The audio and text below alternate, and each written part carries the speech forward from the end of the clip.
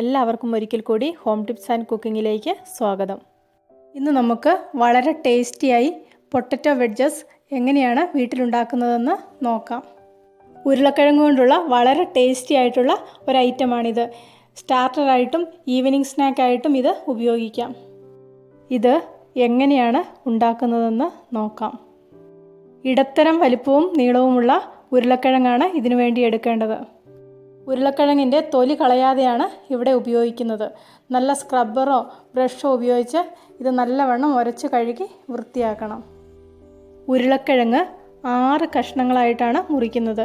Video ശ്രദ്ധിച്ചാൽ അതെങ്ങനെയാണ് മുറിക്കുന്നതെന്ന് മനസ്സിലാകും. 5 ഉരുളക്കിഴങ്ങാണ് പൊട്ടറ്റോ വെഡ്ജസ് ഉണ്ടാക്കുന്നതിന് വേണ്ടി ഇവിടെ മുറിച്ച് വെച്ചിരിക്കുന്നത്. അടുത്തതായി ഒരു പാത്രത്തിൽ കുറച്ച് വെള്ളം അടുപ്പത്ത് വയ്ക്കാം. ഇതിലേക്ക് കുറച്ച് ഉപ്പും കൂടെ ചേർത്ത് കൊടുക്കണം.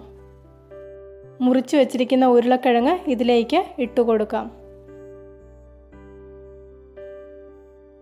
തിളച്ചതിന് ശേഷം ഒരു 5 മിനിറ്റ് കൊണ്ട് ഇതൊരു 1/4 വേവായി വരും. ഈ സമയം നമുക്കിത് കോരി മാറ്റി വെക്കാം. ഉരുളക്കിഴങ്ങ് വെന്തോ എന്നറിയാൻ വേണ്ടി ഇതുപോലെ ഒരു സ്പൂണിൽ കോരിയതിന് ശേഷം ഷാർപ്പായിട്ടുള്ള ഒരു സ്പൂണോ കത്തിയോ കൊണ്ട് ഇതുപോലെ പ്രസ് ചെയ്ത് നോക്കിയാൽ ഇത് മുറിഞ്ഞു വരും. അങ്ങനെ മുറിഞ്ഞു വരുവാണെങ്കിൽ ഇത് 1/4 വേവായി എന്ന് മനസ്സിലാക്കാം.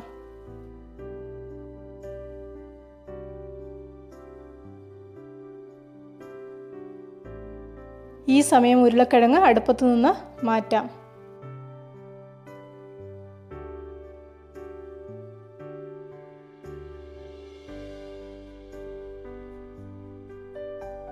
അടുത്തതായി ഇതിലേക്ക് വേണ്ട ബാറ്റർ ഉണ്ടാക്കുന്നത് എങ്ങനെയാണെന്ന് നോക്കാം. 1/2 കപ്പ് മൈദ, 1/4 കപ്പ് അരിപ്പൊടി, 1/4 കപ്പ് കോൺഫ്ലവർ, 4-5 അല്ലി വെളുത്തുള്ളി ചതച്ചത്. ഇതിന് പകരം ഗാർലിക് പൗഡർ ഉണ്ടെങ്കിൽ അതും ചേർത്ത് കൊടുക്കാം. 1 ടീസ്പൂൺ ചില്ലി ഫ്ലേക്സും കൂടെ ചേർത്ത് കൊടുക്കുന്നുണ്ട്. കുറച്ച് മല്ലിയിലയുടെ തണ്ടരിഞ്ഞതും ഇതിലേക്ക് ചേർത്ത് കൊടുക്കുന്നുണ്ട്. മല്ലിയിലയുടെ ഇലയോട് ചേർന്ന ഭാഗത്ത് വരുന്ന തണ്ടാണ് ഇവിടെ അരിഞ്ഞെടുത്തിരിക്കുന്നത്. ആവശ്യത്തിനുള്ള ഉപ്പും ചേർത്ത് നന്നായിട്ടൊന്ന് ഇളക്കി യോജിപ്പിക്കാം.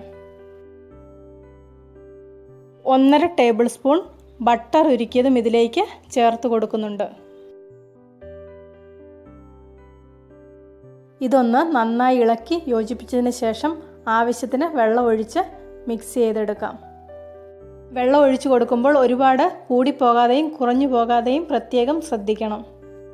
ഉരുളക്കിഴങ്ങിൻ്റെ കഷ്ണം ഈ ബാറ്ററിൽ മുക്കുമ്പോൾ ജസ്റ്റ് ഒന്ന് കോട്ട് ചെയ്ത് വന്നാൽ മതി. ഒരുപാട് കട്ടിയുള്ള ബാറ്റർ വേണ്ട. തീരെ കനം കുറഞ്ഞു പോയിട്ടുണ്ടെങ്കിൽ ഉരുളക്കിഴങ്ങിൽ ഇത് പിടിക്കാതെയും വരും. ഈ ഒരു കൺസിസ്റ്റൻസിയിലാണ് ബാറ്റർ ഉണ്ടാക്കിയെടുക്കേണ്ടത്. ഇനി ഉരുളക്കിഴങ്ങിൻ്റെ കഷ്ണങ്ങൾ ഓരോന്നായി ബാറ്ററിൽ മുക്കി എണ്ണയിൽ വറുക്കാൻ വേണ്ടി ഇട്ട് കൊടുക്കാം. എണ്ണയിൽ തിരിച്ചും മറിച്ചു വിട്ട് ഇത് വറുത്തെടുക്കാം.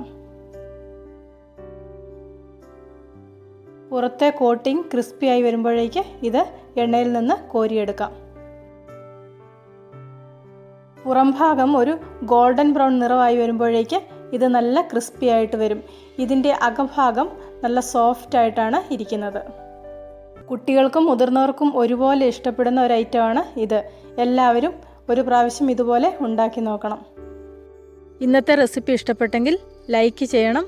നിങ്ങളുടെ അഭിപ്രായങ്ങൾ അറിയിക്കണം. കൂട്ടത്തിൽ ചാനൽ സബ്സ്ക്രൈബ് ചെയ്യാത്തവരാരെങ്കിലും ഉണ്ടെങ്കിൽ സബ്സ്ക്രൈബ് ചെയ്യാനും മറക്കണ്ട.